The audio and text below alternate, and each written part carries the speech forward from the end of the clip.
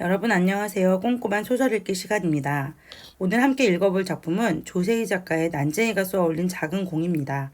이 작품은 1970년대 산업화 시대에 소외된 도시 빈민에 대한 이야기를 다루고 있는데요. 함께 읽어보도록 하겠습니다. 사람들은 아버지를 난쟁이라고 불렀다. 사람들은 옳게 보았다. 아버지는 난쟁이였다. 불행하게도 사람들은 아버지를 보는 것 하나만 옳았다. 여기서 난쟁이라는 말을 쓰고 있는데요. 난쟁이는 실제 이 아버지가 다른 사람보다 체격이 작기도 했지만 그런 장애를 가진 사람이기도 했지만 어떻게 보면 우리 사회의 도시 빈민, 소외된 계층을 상징하는 즉 한마디로 사회적 약자를 의미하는 그런 존재라고 보시면 좋겠습니다. 사람들이 아버지의 그런 외적인 요소, 겉만 보고 우리 아버지를 난쟁이라고 판단하는 것은 맞았대요. 그러나 그 밖의 것들은 하나도 옳지 않았다. 나는 여기 이제 나가 등장하는데요. 작품 속에 나가 등장한다는 것은 이 작품이 1인칭 서술자를 사용하고 있는 1인칭 시점의 소설이라는 것을 알 수 있습니다. 이 작품은 크게 3부로 나눠져 있는데 1부는 영수의 시선으로, 2부는 영호의 시선으로, 3부는 영희의 시선으로 쓰여져 있어서 여러분이 어떤 부분이 모의고사에 나올 때 영수, 영호, 영희 중에 누가 나로 표현되어 있는지를 확인하시는 게 필요하겠죠. 교과서에 있는 작품은 영수의 시선으로 쓰여져 있다는 거 알아두시면 됩니다.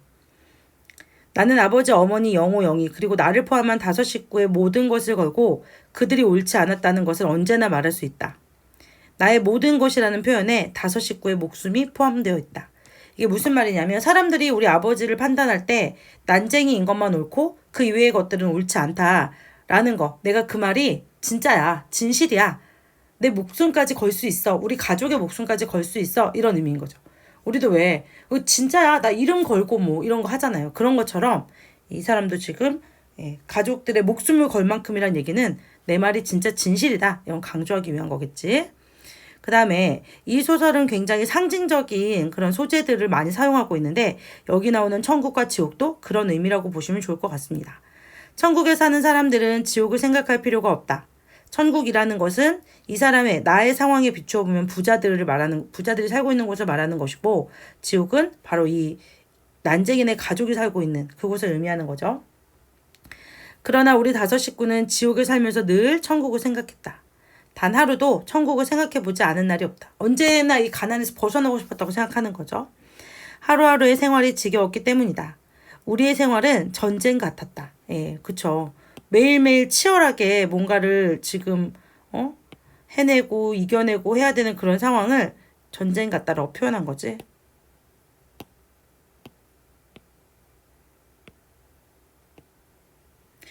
우리는 그 전쟁에서 날마다 지기만 했다. 아무리 노력을 해도 삶이 나아지지 않는 거죠. 그런데도 어머니는 모든 걸 잘 참았다. 그러나 그날 아침 일만은 참기 어려웠던 것 같다. 자, 여기 보시면 여기까지의 시제가 현재라면 여기까지 잠깐만요. 네. 여기까지의 시제는 현재죠. 근데 이제 그날 아침 일, 여기서부터가 바로 그날 아침 일이 되는데 이거는 과거의 그 어느 날을 떠올리는 거니까 시간이 지금 현재에서 과거로 넘어가는 이렇게 시간 순서대로 쓰이지 않은 걸 우리가 그쵸? 역순행적 구성이라는 거. 통장이 이걸 가져왔어요. 자, 이제 여기서 이 소설에서 굉장히 중요한 요소예요. 이거. 이게 뭐냐? 내가 말했다. 어머니는 조각마루 끝에 앉아 아침 식사를 하고 있었다. 그게 뭐니? 철거 개고장이에요. 자. 철거 개고장.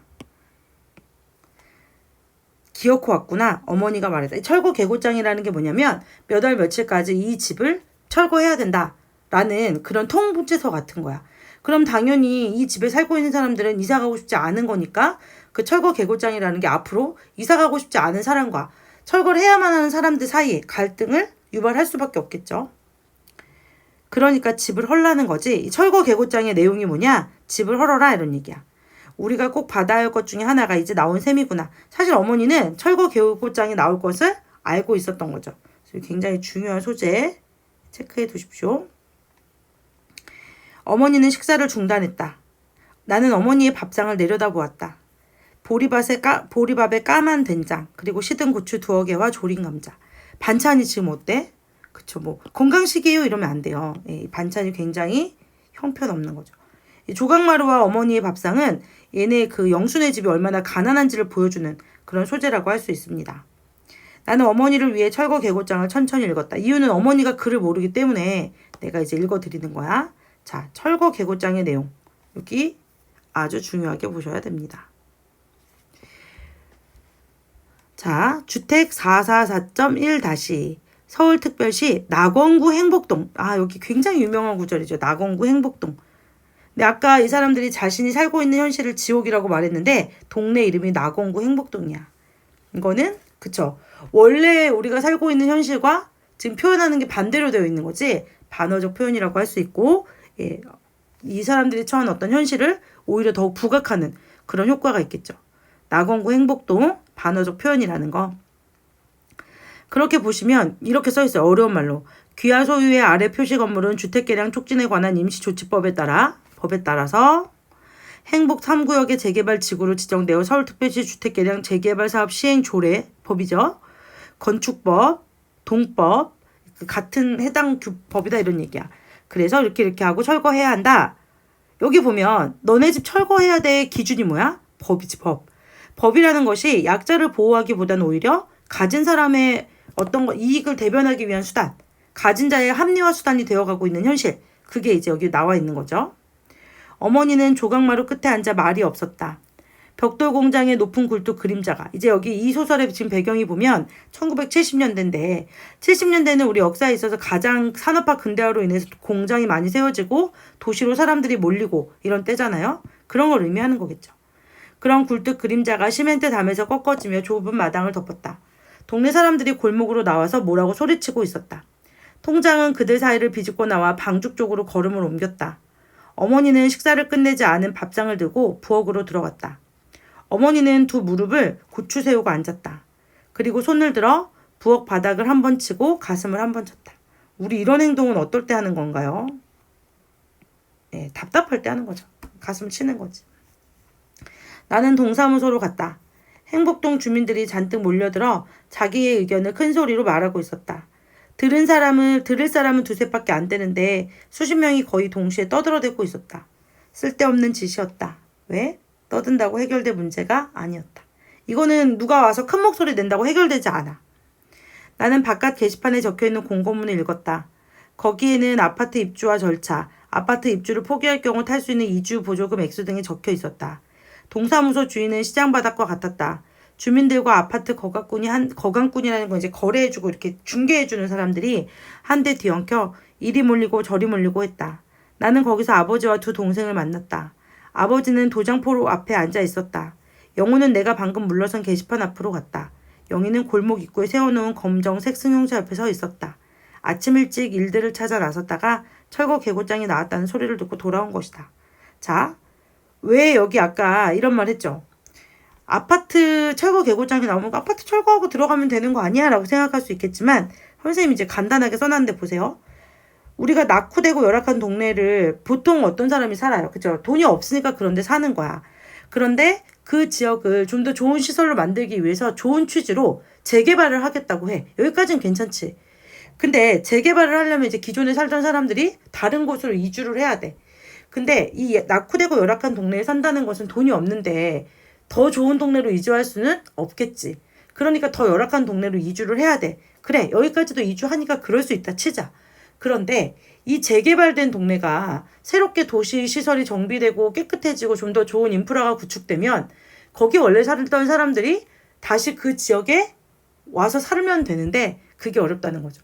물론 겉으로는 입주권이라는 것을 부여해서 그 사람들이 들어올 수 있게 합니다. 하지만 아파트가 보통 2년에서 3년 또는 뭐 길게는 5년 안에 지어진다고 하는데 그 값은 내가 원래 가지고 있던 이 집이 100만 원 정도의 가치여서 내가 이주를 해서 다시 이곳으로 돌아오려고 하는데 이 집은 이미 1억 정도의 가치가 되는 거죠. 100만 원을 가지고 이주해서 내가 5년간 돈을 아무리 모아도 1억을 모을 수 있을까? 못 오지. 결국 이 사람들은 자신들의 삶의 터전에서 떠나야만 하는 현실이 생기는 거죠.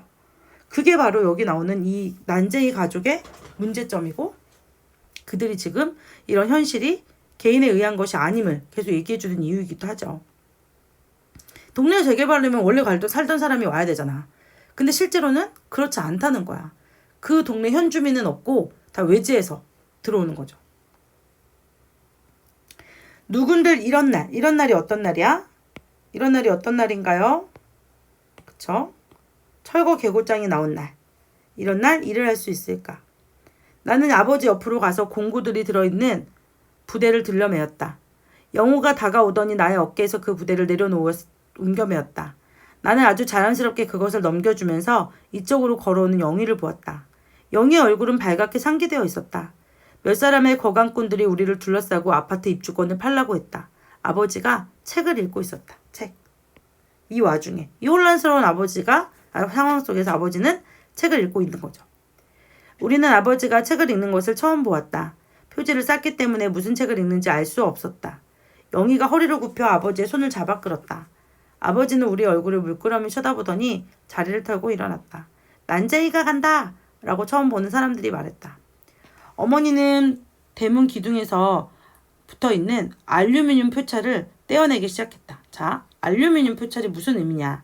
표찰이라는 게 이제 지금은 아파트에 다 동호수만 있지만 예전에는 집집마다 집 앞에 명패가 있어. 문패. 그래서 누구누구의 집 이렇게 써 있는 거지.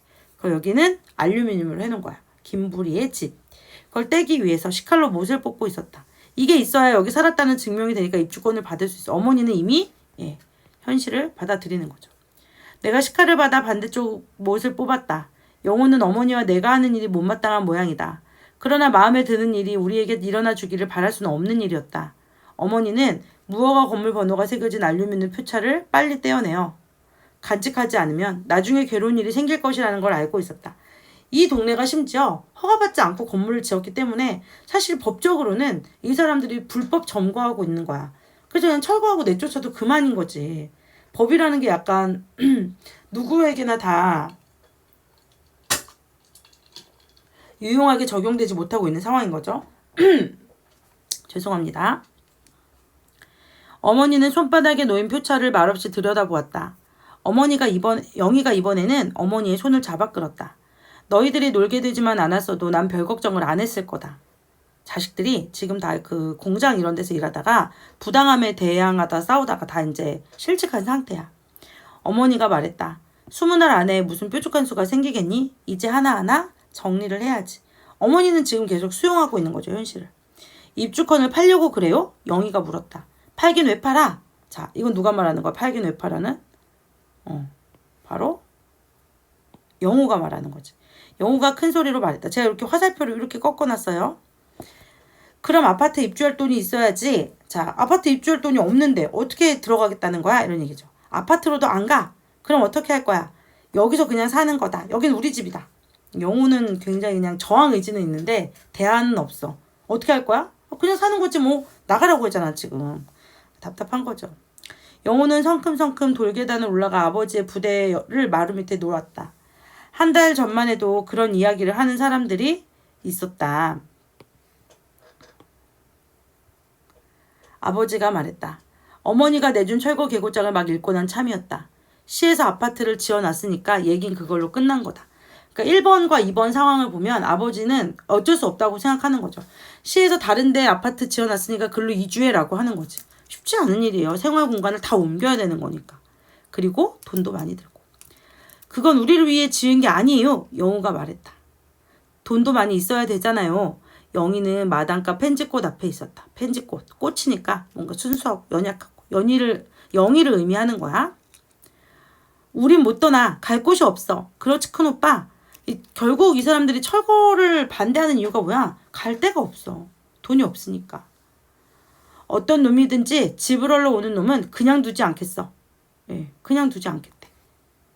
어떻게 할 건가요? 영호가 말했다. 그만둬. 그들 옆엔 법이 있다. 자, 법. 아까도 말했지만 법이 가진 자에게는 힘이 돼. 그런데 가난한 사람에게는 그걸 따를 수 없게 만드는 그런 묘한 그런 게 있죠. 아버지 말대로 모든 이야기는 끝나버린 것이나 마찬가지였다. 왜? 법으로 결정돼. 철거 계급장에 법, 무슨 법 이렇게 나오잖아. 마당과 펜지꽃 앞에 서 있던 영희가 고개를 돌렸다. 영희는 울고 있었다.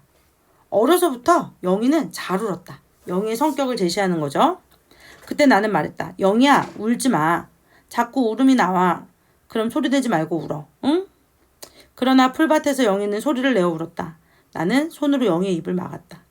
영희의 몸에서는 풀냄새가 났다. 자, 개천가 주택 골목가에서는 아이고 여기 과거라고 써있는데 요거 과거 아니고요. 그 다음부터가 과거예요. 여기서부터. 아 맞네요. 여기 과거.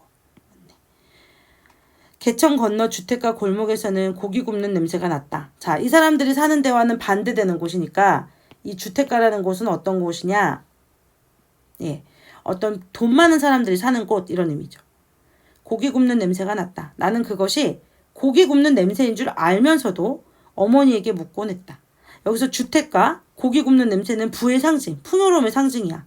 반대로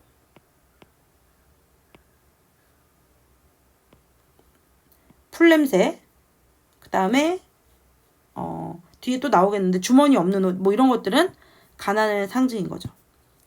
엄마 이게 무슨 냄새야? 보시면 지금 시간이 아까 현재에서 철거 계곡장이 나온 그날로 넘어갔다가 다시 더 어린 시절로 넘어가는 거예요. 시간이. 예, 계속 제가 얘기했지만 예, 역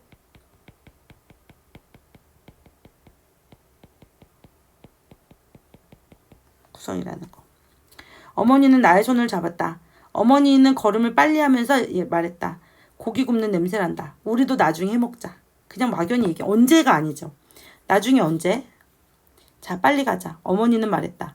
너도 공부를 열심히 하면 좋은 집에 살 수 있고 고기도 날마다 먹을 수 있단다. 거짓말.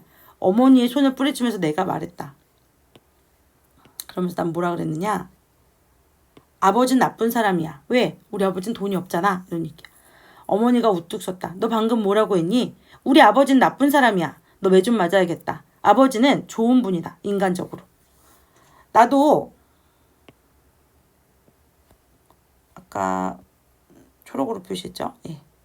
주머니가 달린 옷을 입고 싶어. 주머니 이것저것 넣을 수 있잖아. 풍요의 상징이야. 빨리 가자. 엄마는 왜 우리에게 옷에 주머니를 안 달아주지? 돈도 넣어주지 못하고 먹을 것도 넣어줄 게 없어서 그렇지? 아버지에 대해 말을 막 하면 너 매맞을 줄 알아라. 아버지는 악당도 못해. 악당은 돈이나 많지 라고 했어요. 그 얘기는 악당은 돈이 많고 돈이 많은 사람은 결국 악당 같은 사람이고 예, 결국 가진 사람들이 얼마나 부도덕한지를 강조하기 위한 거죠. 아버지는 좋은 분이시다. 알아. 나는 말했다. 수백 번도 더 들었어. 그렇지만 이제 속지 않아. 엄마, 큰오빠는 말을 안 들어. 영희는 부엌문 앞에 서서 말했다. 엄마 몰래 또 고기 냄새를 맡으러 갔었대. 나는 안 갔어. 어머니는 아무 말이 없었다. 나는 영희를 흘겨보았다. 영희는 또 말을 했다. 엄마, 큰오빠가 고기 냄새 맡으러 갔었다고 말했더니 나를 때리려고 해. 영희는 좀처럼 울음을 고치지 못해. 다시 이제 현실로 돌아오는 상황입니다. 지금. 예, 다시 현실로 왔어요. 나는 영희의 입에서 손을 뗐다. 영희를 풀밭으로 끌고 들어간 것은 잘못이었다. 영희를 때려주고 나는 후회했다. 귀여운 영희의 얼굴은 눈물로 젖었다.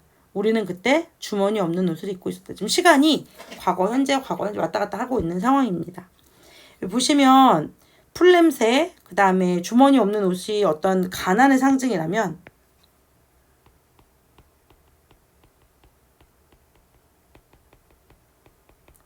고기 냄새와 주머니 있는 옷은 풍요를 상징하죠. 여기에 주택가. 그 이후에 이제 어떤 일이 일어나냐면 아파트 입주할 형편이 안 되는 동네 주민들은 입주권을 팔고 동네를 떠나고 나는 노비 매매 문서를 조판이라는 거 인쇄하던 그런 노비 매매 문서는 사라졌지만 가난이 되물림됨을 인식했어. 그리고 고생만 하다가 죽은 친구 명희, 열심히 일하다가 건강이 나빠진 아버지와 그 때문에 학교를 그만두고 일에 매달리게 된 가족의 모습을 떠올린다. 그 와중에 아버지는 자신의 3년 반 전에 서커스탄에서 일하려고 했던 것을 어제 일처럼 이야기하고 나는 아버지에게 병이 있다고 생각한다. 이제 아버지가 정신이 살짝 아프신 거죠. 나는 아버지가 놓고 간 책을 읽고 있었다. 그것은 1만 년 후의 세계. 자, 언제야? 1만 년 후. 상상해도 되니? 안 되지. 아주 먼 미래의 일이잖아. 즉 현실이 아닌 거야. 현실로부터 도피하고 싶은 거겠지. 영희는 온종일 펜지꽃 앞에 앉아 줄 끊어진 기타를 쳤다. 최후의 시장에서 사온 기타였다. 내가 방송통신 고교의 강의를 받기 위해 라디오를 사러 갔을 때 영희가 따라왔다. 쓸만한 라디오가 있었다. 그런데 영희가 먼지 속에 놓인 기타를 튕겨보는 것이다. 라디오가 어떤 나의 희망이라면, 공부를 하기 위해서 이 가난을 벗어나기 위한 희망이라면 기타는 영희의 꿈과 희망이야. 영희는 고개를 약간 숙이고 기타를 쳤다. 긴 머리에 반쯤 가려진 여벌굴이 아주 예뻤다. 영희가 치는 기타 소리는 영희에게 아주 잘 어울렸다. 나는 먼저 골랐던 라디오를 살 수 없었다. 왜? 동생 그거 사주려고. 좀 더 싼 것으로 바꾸면서 영희가 든 기타를 가리켰다. 아, 오빠가 착하네요. 라디오가 고장나고 기타는 줄이 하나 끊어졌다. 그런데 우리가 산 라디오는 어때? 고장났고 기타 줄은 끊어졌대. 라디오가 나의 희망이고 기타 줄이 영희의 희망이라면 우리의 꿈과 희망이 좌절됐음을 의미하는 거죠. 줄 끊어진 기타를 영희는 쳤다. 아버지가 무슨 생각을 하고 있는지 알 수가 없었다. 1만 년 후의 세계라는 책을 아버지는 개천 건너 주택가에 사는 젊은이에게서 빌렸다. 그의 이름은 지섭이었다. 지섭은 밝고 깨끗한 주택가 3층 집에 살았다. 지섭은 그 집의 가정교사였다. 아, 지섭이라는 애도 부를 가지고 있는 게 아니라 결국 지식은 있지만 또 그런 부를 가진 집단에서는 메인이 아니지. 소외계층이라고 볼 수 있는 거죠. 가정교사니까. 걔도 거기 고용된 사람이잖아. 아버지와 그는 서로 통하는 데가 있었다. 소외계층이라는 점에서. 지섭이 하는 말을 나는 들었었다. 그는 이 땅에서 우리가 기대할 것은 이제 없다고 말했다. 왜? 아버지가 물었다. 지섭은 말했다. 사람들은 사랑이 없는 욕망만 가지고 있습니다. 자, 사랑이 없는 욕망. 사람들이 어떻다는 거야? 굉장히 이기적이고 욕망만 있다는 거죠. 그래서 단 한 사람도 남을 위해 눈물을 흘릴 줄 모른다. 공감력이 없고 인정이 없는 거야. 이런 사람들만 사는 땅은 죽은 땅입니다. 하긴 아저씨는 평생 동안 아무 일도 안 하셨습니까? 일을 안 하다니 일을 열심히 했지. 우리 식구 모두가 열심히 일했네. 그럼 무슨 나쁜 짓을 하신 적이 없으십니까? 법을 어긴 적 없으세요? 없어. 그렇다면 기도를 드리지 않으셨습니다. 간절한 마음으로 기도를 드리지 않으셨어요. 기도를 올렸지. 그런데 이게 뭡니까? 뭐가 잘못된 게 분명하죠? 불공평하지 않으세요? 이제 이 죽은 땅을 떠나야 됩니다. 왜? 열심히 일하고 거짓말한 적 없고 법을 어긴 적도 없고 간절하게 바라기도 했는데 그렇게 착하고 성실하게 살았는데 거기에 대한 대가는 이렇게 가난한 거잖아. 착하고 성실함이 오히려 정당한 대가를 받지 못하는 현실. 이런 것은 개인의 문제가 아니라 사회 구조의 문제다. 따라서 이 땅을 떠나야 된다. 라고 얘기하는 거지. 이 말 속에는 현실을 비판하는 모습이 담겨 있다고 할 수 있습니다. 떠나다니 어디로? 달나라로요. 달나라. 달나라는 이상적인 공간인 거죠. 얘들아, 어머니의 불안한 음성이 높아졌다. 나는 책장을 덮고 밖으로 뛰어나갔다. 영화 영희는 엉뚱한 곳을 찾아 헤매고 있었다. 나는 방춧가로 나가서 곧장 하늘을 쳐다보았다. 벽돌 공장의 높은 굴뚝이 눈앞으로 다가왔다. 그 맨 꼭대기에 아버지가 서 있었다. 바로 한 걸음 정도 앞에 달이 걸려 있었다. 아버지는 퓨레침을 잡고 발을 앞으로 내밀었다. 그 자세로 아버지는 종이 비행기를 날렸다. 달나라로 가자고 했고 달은 그러면 아버지에겐 이상세계가 되는데 종이 비행기를 날렸대. 종이 비행기가 어때? 쭉 올라갔다가 쭉 떨어지지. 그래서 아버지의 희망이 비행기처럼 슉 올라갔다가 떨어질 것을 암시하는 거죠. 이해되시죠? 난쟁이 가족은 결국 투기업자에게 입주권을 팔고 영희는 그날 집을 나간다. 난쟁이 가족은 사라진 영희를 찾느라 행복동을 떠나지 못하다가 집을 강제 철거당하고 지섭은 철거에 항의하며 다투다가 상처를 입고 끌려간다. 투기업자를 따라 집을 나갔던 영희는 그와 가까이 있다 몰래 그의 금고에서 입주권과 돈을 꺼낸다. 그리고 행복동으로 돌아와 가족의 입주 절차를 마친다. 하지만 아버지가 이미 벽돌공장 굴뚝 속으로 떨어져 죽었다는 소식을 뒤늦게 듣고 절규한다. 작가는 이 글을 쓰고 당시의 사회 현실을 통해서 비참한 도시 빈민의 현실을 보여주고 우리 사회 구조가 좀 더 나아졌으면 하는 바람으로 글을 썼다고 하더라고요. 그리고 1996년 이 책이 100쇄나 인쇄됐을 때 작가에게 어떤 신문사에서 인터뷰를 했어요. 책이 많이 팔려서 좋지 않느냐, 우리나라에서 가장 많이 팔린 소설이 아니냐라고 했더니 작가는 아직도 이 소설이 팔린다는 것은 아직도 우리의 사회 현실이 그때와 별반 다르지 않다고 생각해서 마음이 좋지 않다라는 얘기를 했습니다. 지금까지 100세 뭐예요? 지금 한 300세 이상 팔렸을 이 책이 여전히 팔리고 있다는 것은 아직도 우리 사회에 이런 구조적인 모순이 있음을 의미하고 그런 것에 문제의식을 느끼는 사람들이 있음을 이야기하는 거겠죠. 여러분이 소설을 읽고 좀 이 가족의 현실과 문제, 사회의 문제 이런 것들을 생각해 보시면 좋겠죠. 이 소설이 지금 보시면 굉장히 짧은 문장을 사용해서 인물의 처지와 상황이 제시되어 있거든요. 스타카토 기법이라고 하는데 보시면 문장이 굉장히 짧아요. 어머니의 불안한 음성이 높아졌다. 나는 책장을 덮고 밖으로 뛰어나갔다. 이렇게 계속 짧게 이어지잖아요. 그런 게 이 지금 조세희 작가의 특징이라는 것도 알아두시고요. 그 다음에 2번이 굉장히 중요한데 상징적인 소재. 여기 보면 뭐가 있었을까요? 기억나는 거? 그쵸? 일단 난쟁이라는 것 자체가 상징성이 있지. 천국, 지옥, 풀냄새, 고기 냄새, 뭐 등등등 주머니 있는 옷 없는 옷 펜지꽃 이런 거 다 상징적인 의미를 가지고 있다는 거. 그 다음에 반어적인 표현 바로 뭐였나? 그쵸? 낙원구, 행복동. 이걸 통해서 난쟁이 가족이 처한 부정적 현실을 부각하고 있구나라는 거. 이해되시죠? 그러면 문제 풀어보겠습니다. 항상 그 학교 시험에서는 학습 활동을 잘 푸는 게 중요해요. 이거는 뭐 모든 선생님들이 출제를 할 때 거의 기준처럼. 왜냐하면 학교마다 여러 선생님들이 수업을 들어가시기 때문에 그 공통된 어떤 기준이 필요하거든요. 그런 면에서 학습 활동이 아주 중요한 기준이 된다는 거. 여기 보시면 문제에 철거 계곡장과 아파트 입주권을 중심으로 처한 상황을 정리해보자. 내용 이해를 했다면 여러분이 철거 계곡장과 아파트 입주권에 대해서 이해할 수 있을 것 같고요. 그 다음에 달나라로 떠나야 한다고 말한 의도는 바로 뭐냐? 현실을 비판하기 위한 것이다 라는 거. 그 다음에 난쟁이로 설정된 이유가 뭐냐? 자본주의 사회에 소외된 계층을 강조하려는 의도다. 도시 빈민층이다. 낙원구 행복동이 설정한 의미는 뭐냐? 동네 이름을 반어적으로 설정해서 도시 빈민의 피폐한 삶을 잘 보여주려고 했다라는 거.